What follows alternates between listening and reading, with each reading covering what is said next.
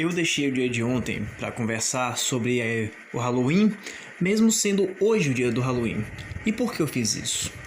Porque o dia 31 de outubro é o dia da Revolução Protestante. E eu pretendia, na verdade, fazer um vídeo elaborando minhas críticas e por que nós não deveríamos celebrar a Revolução Protestante. Só que no meio do caminho eu me deparei com um filme muito interessante para mim, que trará uma reflexão mais importante aqui. O filme é Torturado por Amor a Cristo, que conta a história de um pastor luterano em meio ao regime comunista. E por que eu falo disso e o que é que isso tem a ver com a Revolução Protestante? Durante o período da Revolução Protestante, nós tivemos a desunião da Igreja. A Igreja Católica, fundada por Cristo, assim como aconteceu na época dos ortodoxos, se dividiu também no Ocidente. E essa divisão, que os protestantes ficam comemorando como se fosse algo positivo, os cristãos serem desunidos, essa desunião nos enfraquece e na hora H ela se torna bastante indiferente. A história do Richard Wurmbrand é uma história real. Ele realmente foi um pastor luterano que se viu em meio ao regime comunista e foi pego pelo regime por não sacrificar sua fé. Ele narra vários episódios interessantes que muito reflete o que era aquele regime comunista.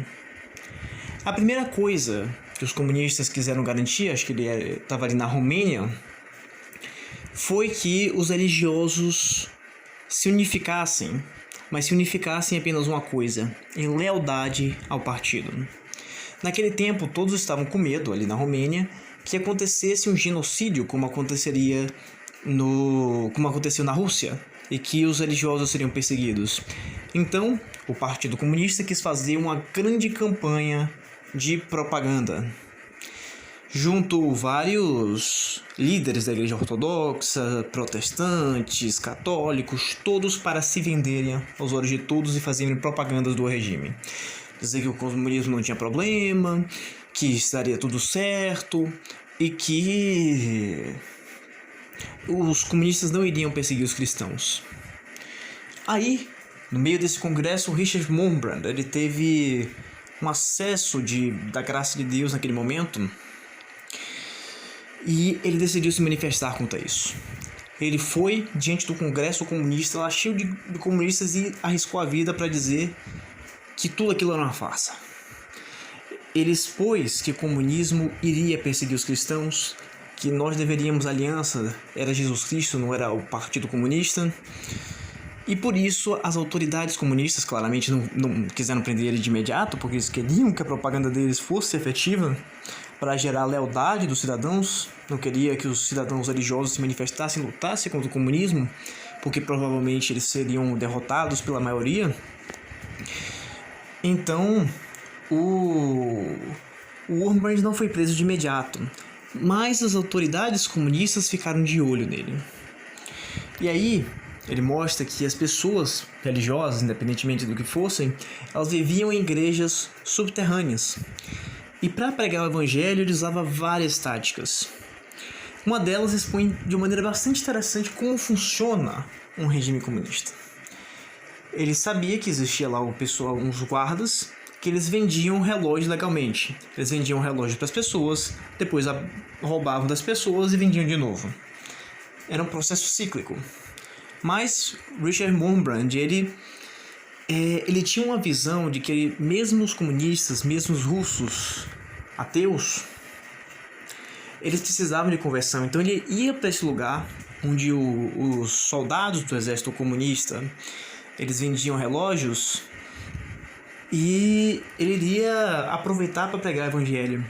Ele se sugeriria e contava que as pessoas, mesmo os comunistas lá, os contrabandistas do Partido Comunista, eles tinham interesse em ouvir o que ele tinha a dizer. Então ele meio que informalmente ia botando a cara a tapa. Ele iria no meio do exército lá para pregar o evangelho.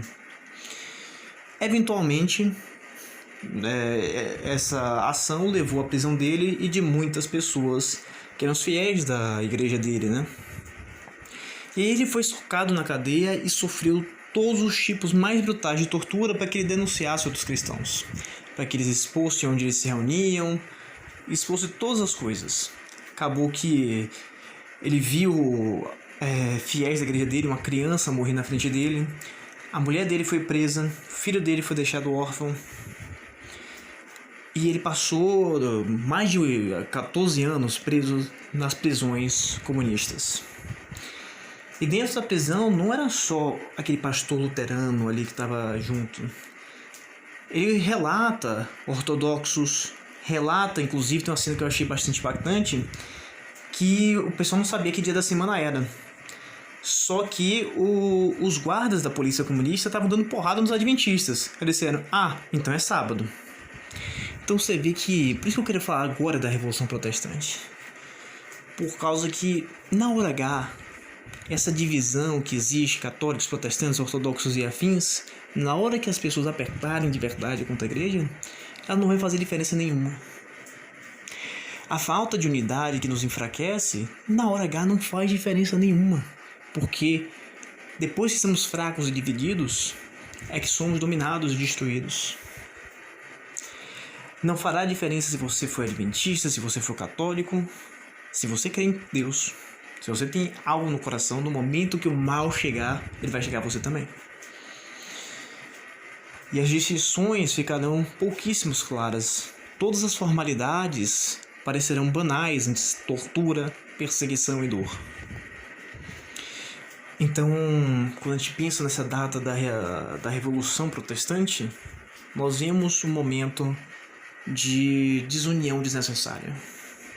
Um momento que, ao invés de resolvermos nossos problemas, como sempre resolvemos, no corpo e seio da igreja, procurando sermos unidos como cristãos, para resolver através de violência, de conflitos, de constantes debates. E na prática não fazem tanta diferença. Se você perguntar para um católico médio, um protestante médio, o que é que eles acham da vida, pode ter certeza que ninguém será exatamente ortodoxo. Tirando um apologeta super bem informado, que representa 0,0001% da cristandade, a maioria das pessoas vão ter concepções mais ou menos genéricas e parecidas sobre o que é religião, e para Deus isso pode bastar, porque nós não somos salvos pelo conhecimento, mas sim por Cristo. Podemos ver claramente que as atitudes do Richard Wurmbrand parecem muito com a de vários santos católicos e ortodoxos, como por exemplo São Maximiliano Kolbe, que ele não confrontou necessariamente o regime comunista, mas confrontou os nazistas e teve como seu momento final, ele, diferente do Wurmbrand, que sobreviveu para depois fazer novas críticas ao marxismo, o Maximiliano Kolbe não sobreviveu, mas ele morreu para salvar a vida de um judeu. Então, você vê que existe esse espírito comum que quem dá não é nossa inteligência, não é nossa filiação a um grupo. Acima de tudo é Deus. Por isso que ele quer a Igreja Católica. Ele não quer a Igreja Católica para a gente se achar melhor. Ele quer porque nós precisamos ser unidos e fortes. E nos dá um Papa para nos guiar como se fosse um rei, como se fosse um líder nesse caminho tortuoso. E uma coisa interessante sobre Richard Wurmbrand, que vocês viram que é um homem forte de caráter e com coração.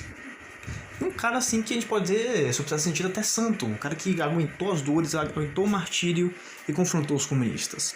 Após ele sair da prisão, ele eventualmente foi liberado, ele começou a denunciar o comunismo. Ele escreveu diversos livros interessantíssimos, inclusive um livro que foi traduzido para o português, que é Marx e Satã. Porque, obviamente, quando você pensa no comunismo, em toda a tortura, em toda a miséria que os comunistas fizeram no mundo, é impossível que isso não tenha dedo do inimigo.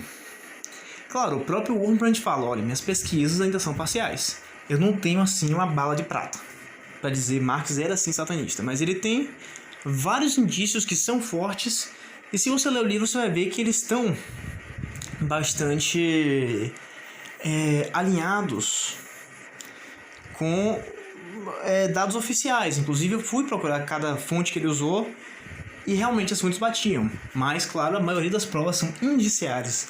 há indícios fortes que efetivamente Marx lidava com o satanismo e até mesmo que realizava rituais. Mas não tem nada conclusivo, apesar de que o comunismo por si já é a prova. Para mim, não existe como uma coisa matar milhões e milhões de pessoas sem ser algo satânico. E para a gente ter dimensão desse desastre, imagine pensar que o coronavírus, essa doença mortal que está dilacerando todo mundo por aí, que parou o mundo, chega aqui no Brasil, um país com 214 milhões de habitantes, ele matou 600 mil pessoas e já foi desesperador. Imagina quão desesperador não foi, por exemplo, o Holodomor lá na Ucrânia, que é um país minúsculo. Há 100 anos atrás deveria ter ainda menos gente e os caras mataram 2 milhões de pessoas. Às vezes a gente olha para o comunismo e a gente não sente o peso de cada um desses números. Mas cada um desses números são pessoas e pessoas que poderiam ser a gente. Então, ver esse testemunho do Richard Wurmbrand só me faz lembrar da importância de nós nos acautelarmos contra o mal, contra as armadilhas das ideologias e, acima de tudo, para nos unirmos como cristãos e como defensores da justiça. É por isso que aqui eu concluo falando não da Revolução Protestante, mas como nós somos, acima de tudo, acima das nossas divisões cristãos e que deveríamos nos unir. Richard Wurmbrand certamente foi mais católico do que muitos que se diziam de boca católicos. E, bem, com isso eu concluo pedindo para vocês para curtirem, comentarem, compartilharem. E muito obrigado pela atenção e até